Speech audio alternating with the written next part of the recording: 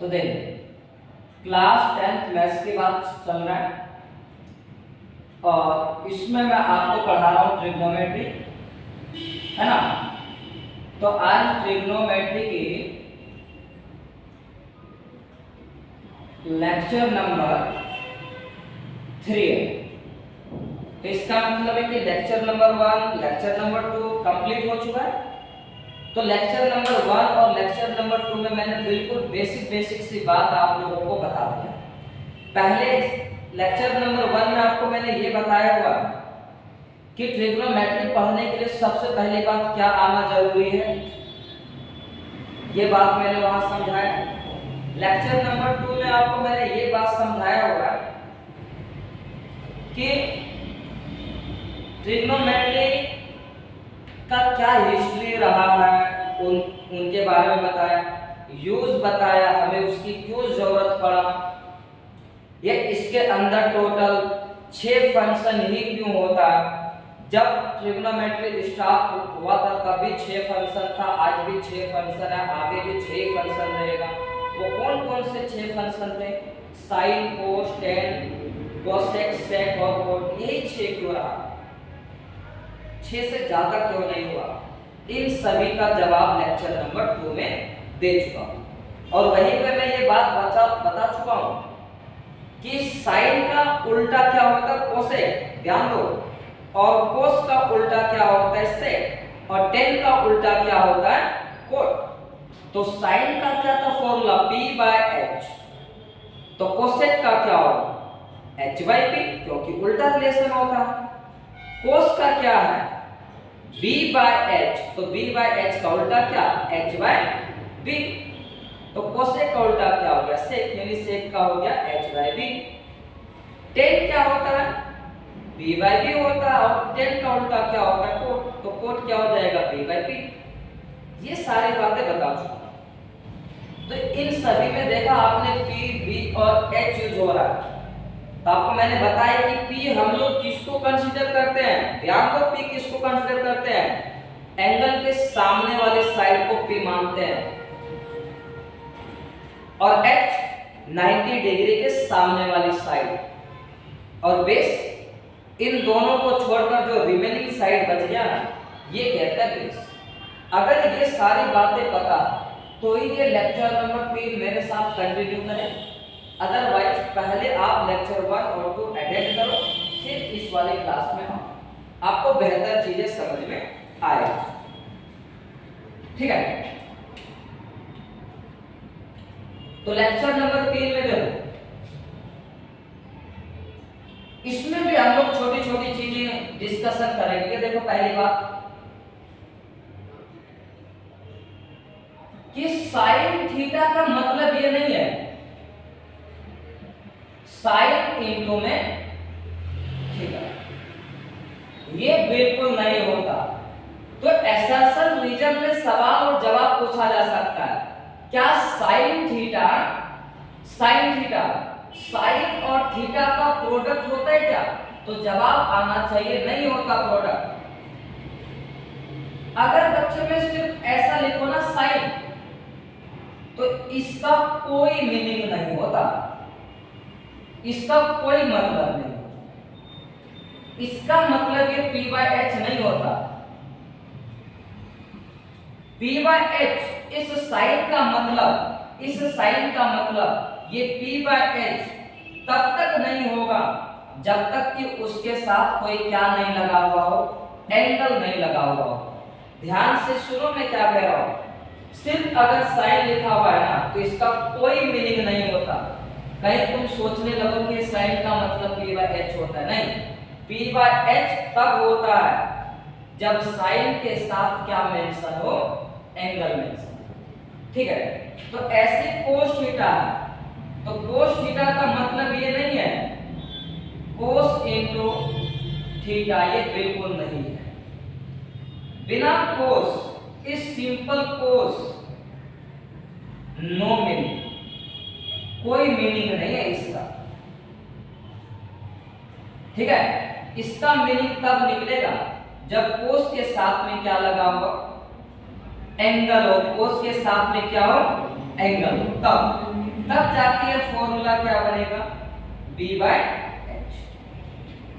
बात समझ में आ रहा है?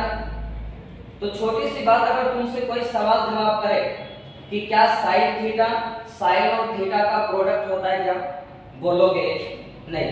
ऐसा क्यों? क्योंकि सिंपल साइन का कोई मतलब नहीं है ना? ठीक है। तो कभी हम लोग जल्दबाजी में या ऐसा सीधा बोल देते कि साइन B/H होता है। अरे साइन थीटा B/H होता है, कोस थीटा B/H होता है, कोस B/H नहीं, कोस थीटा B/H होता है। ठीक है। तो अब यहाँ पे जो एंगल है ना, एंगल, तो एंगल आपको किस किस तरीके से देखने को मिल सकता है। अभी देखो मैंने यहाँ पर एंगल क्या लिखा हुआ है, थीटा लिखा हुआ। तो एंगल यहाँ पे किस किस तरीके से लिखा हुआ हो सकता है। इस वाले को हम लोग रीड करते हैं थीटा, ऐसे वाले सिंबल को हम लोग रीड करते हैं अल्फा, ऐसे वाले सिंबल को हम लोग यूज करते हैं बीटा, ऐसे वाले को हम लोग यूज करते हैं फाई,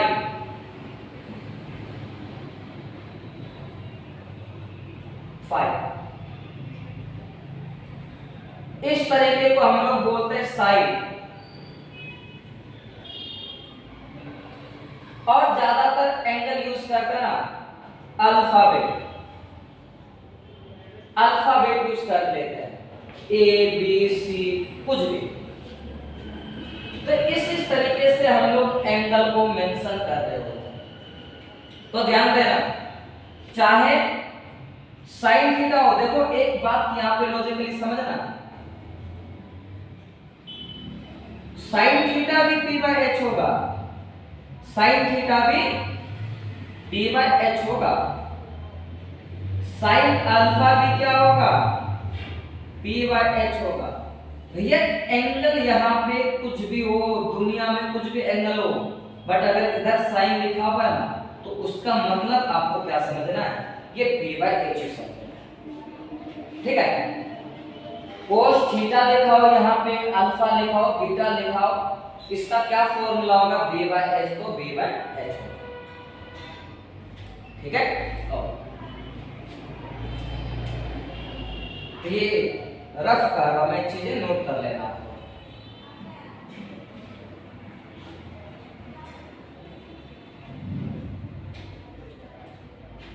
यहां पे लिखने का तरीका देखो,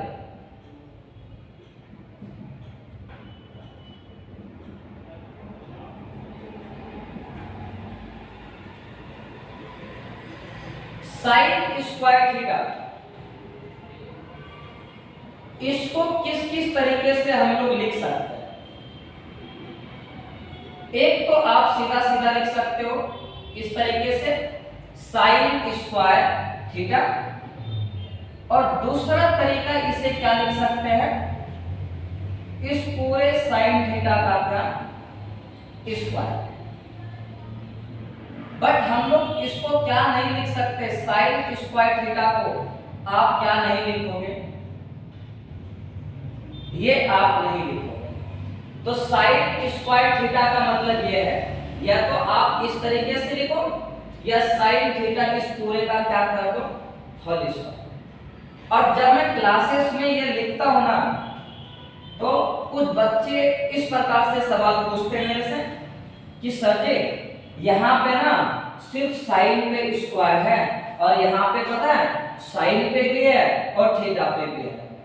अब एक मूर्ख बालकों, ये साइन और ये थीटा पे स्क्वायर नहीं है, क्या इसका मतलब ये होता है क्या, साइन इंटू थीटा होता है क्या? अगर ये होता ना, तब इसका मतलब ये होता ना, है? तो क्या इसका मतलब ये होता है क्या, नहीं होता ना। तो फिर इस थीटा पे कैसे स्क्वायर हुआ, इस ये पूरे का होल स्क्वायर है ये, या तो आप इस तरीके से लिखो या इस तरीके से लिखो, जैसे ये साइन क्यूब थीटा। इसी बात को आप लोग किस तरीके से लिख सकते हो, साइन थीटा का क्यूब। ये साइन और थीटा दोनों पे क्यूब नहीं है, ये दोनों पे क्यूब नहीं है। दोनों पे क्यूब तब मानता मैं जब ये अलग अलग होता, साइन अलग होता और थीटा अलग होता, जबकि ये तो पूरा एक ही होता है, ये पूरा एक ही पे स्क्वायर है। इसे हम लोग पूरा कंप्लीट पढ़ेंगे साइन थीटा का क्यूब। बट आप इसको क्या नहीं लिखोगे, क्या नहीं लिखोगे, ये नहीं लिखोगे, ठीक है। और ऐसी चीजें आप लोग यूज करोगे आगे, जैसे साइन की पावर 4 थीटा, तो हम लोग इसे और क्या लिख सकते हैं, साइन थीटा की पावर 4। क्या नहीं लिख सकते हैं, ये नहीं लिख सकते, ठीक है। तो आप छोटी सी चीजें पहचान गए हो कि क्या है।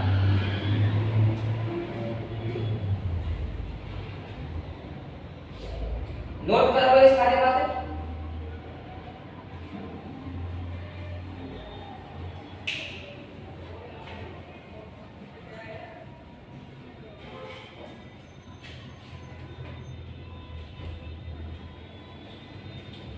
अब देखो, इधर मैं लिख रहा हूं full form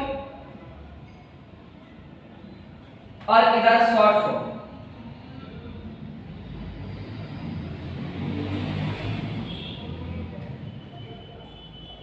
abbreviation, short form का मतलब समझ रहे हो, हिंदी में संक्षेप या संक्षेप। एब्रिविएशन का मतलब भी वो शॉर्ट फॉर्म। तो देखो यहां पे पहले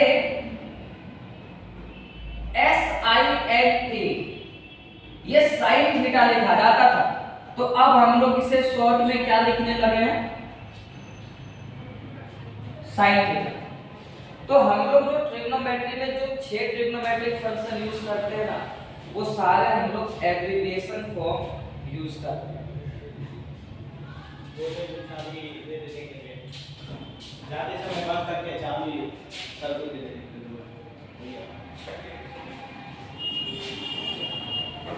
तो हम लोग जितने भी आजकल 6 ट्रिग्नोमेट्रिक फंक्शन पढ़ रहे हैं, वो सारे हम लोग एब्रिविएशन फॉर्म यूज करते हैं, ठीक है।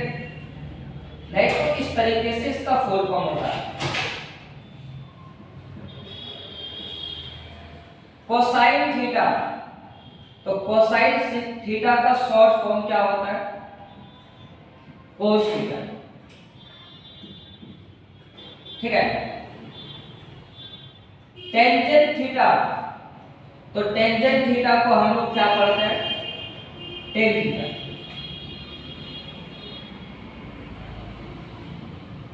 कोसेकेंट थीटा, तो हम लोग इसे क्या पढ़ते हैं, कोसेक थीटा पढ़ते हैं, ठीक है।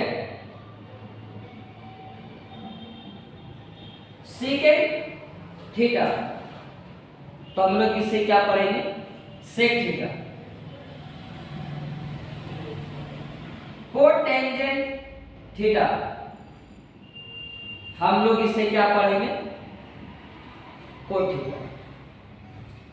तो ऐसे सवाल अगर आ जाए इस तरीके का, आप अच्छी अपनी तैयारी रखो। मैं बोल दूं कि कोसेक थीटा, कोसेक थीटा किसका एब्रिविएशन है, यानी कोसेक थीटा किसका शॉर्ट फॉर्म है, तो याद रहे कि कोसेकेंट का शॉर्ट फॉर्म होता है कोसेक थीटा। पूछ लिया जाए सवाल कि कोट थीटा किसका शॉर्ट फॉर्म होता, तो तुम्हारा जवाब आना चाहिए कोट टेंजेंट थीटा। तो देखो आज आपको क्या बताया, पहली बात मैंने सिखाया आपको ये कि साइन थीटा का मतलब ये नहीं होता है साइन इनटू में थीटा। ये किसी भी 6 के 6 ट्रिग्नोमेट्रिक फंक्शन में ऐसा नहीं होता कि फंक्शन अलग लिखो और एंगल अलग लिखो, ऐसा कुछ नहीं, ठीक है। तो ध्यान रखना, क्या मैं तुमसे पूछ रहा हूं, क्या ये दोनों चीजें आपस में बराबर है, क्या ये दोनों चीजें आपस में बराबर है क्या, बता रहे, हाँ?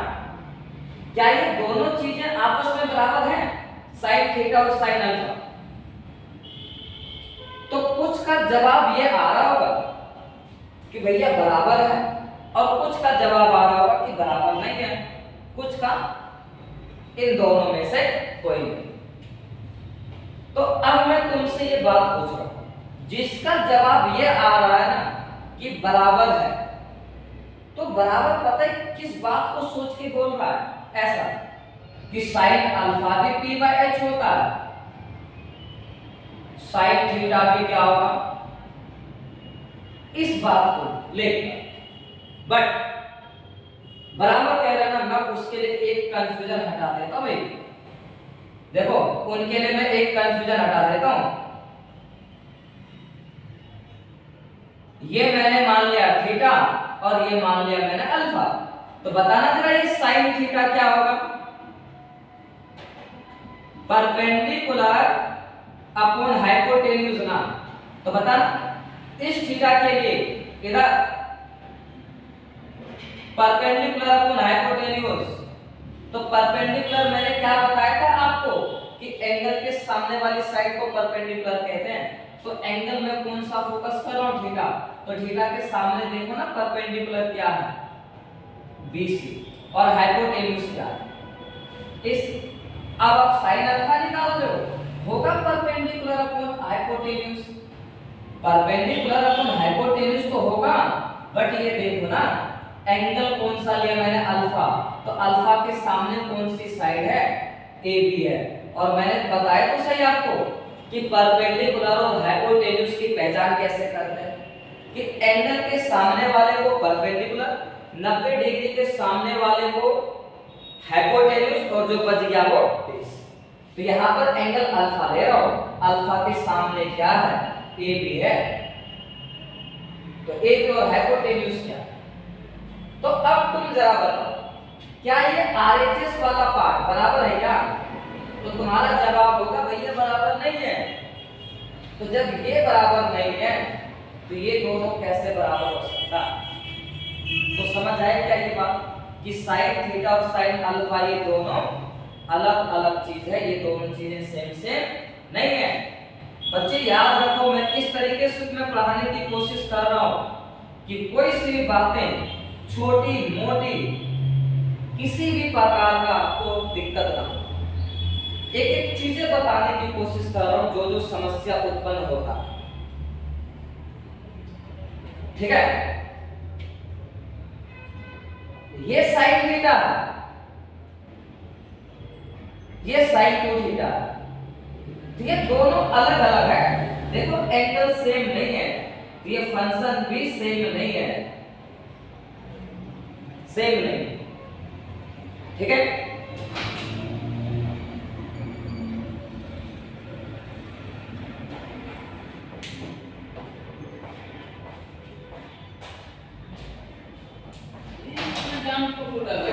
क्या हुआ?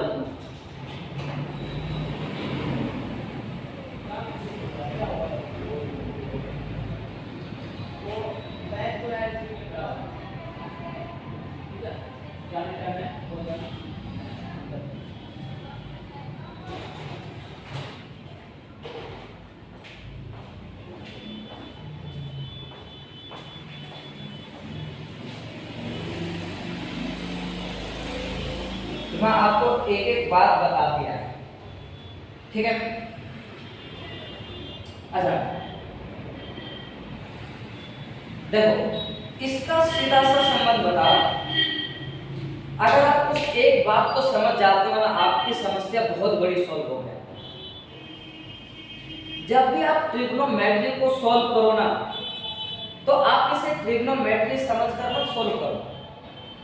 इसे जैसे आप लोग अलजेब्रा में x और y की कैलकुलेशन करते हो ना, उसी के जैसे कंसीडर करके आप ट्रिग्नोमेट्री का कैलकुलेशन करो। जैसे जैसे क्या? Sine theta plus sine theta क्या होगा? नहीं समझ में आता तो इसको आप किसके जैसे कंसीडर करो? अलजेब्रिक में जैसे आप लोग सॉल्व करते हो ना, x प्लस x क्या होगा? दिमाग से डायरेक्ट निकल रहा होगा 2x। तो मैं यही बात कि जब भी आपको ट्रिग्नोमेट्री का कैलकुलेशन करना हो तो आप उसको ट्रिग्नोमेट्री के जैसा एज्यूम मत करो, उसे आप अलजेब्रिक के तरह एज्यूम करो। क्योंकि आपने अलजेब्रिक में अभी एक पहली क्लास से लेके 9th तक करते आ रहे हो। अलजेब्रा का जोड़ना, गुणा करना, डिवाइड करना सब कुछ सीख के आए हो, मल्टीप्लिकेशन। बस फर्क इतना है कि वो x और y में था और वहां पे x और y के बजाय यहाँ पे क्या आ गया, 6 फंक्शन आ गया। बट जो गणित का नियम है, जोड़ना, घटाने का, मल्टीप्लाई करने का, डिवाइड करने का, वो तो नियम ही रहेगा हमेशा, चाहे दुनिया में किसी भी प्रकार का फंक्शन आते है ना। तो sin theta plus sin theta क्या होगा, देखो सब कुछ मैचिंग है। तो बताओ x प्लस x होता तो क्या जवाब होता, क्या 2x से जवाब नहीं होता? तो sin theta plus sin theta क्या जवाब होता, 2 sin थीटा। तो तुम सोच के देखो कि x इंटू x क्या होता, क्या x स्क्वायर नहीं होता क्या? तो फिर sin theta into sin theta क्या होगा, है क्या होगा, sin स्क्वायर थीटा। या तो ये लिखो या क्या लिखो, sin थीटा का होल स्क्वायर आप लिखो, ठीक।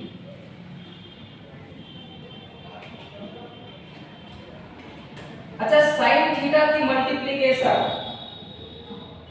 3 से करोगे तो क्या आएगा, 3 sin थीटा होगा। किसी के दिमाग में अगर ऐसा आ रहा है ना कि सर जी ऐसा हो जाएगा, तो बच्चे ऐसा नहीं होगा। एंगल में मल्टीप्लाई किसी चीज से नहीं होगा, एंगल में मल्टीप्लाई किसी भी चीज से नहीं होगा। एंगल में मल्टीप्लाई तब होगा जब इस sin थीटा का मतलब क्या होगा भाई, sin इंटू में अगर थीटा होता ना तब तुम इधर गुणा करते, क्या sin थीटा का मतलब ये होता,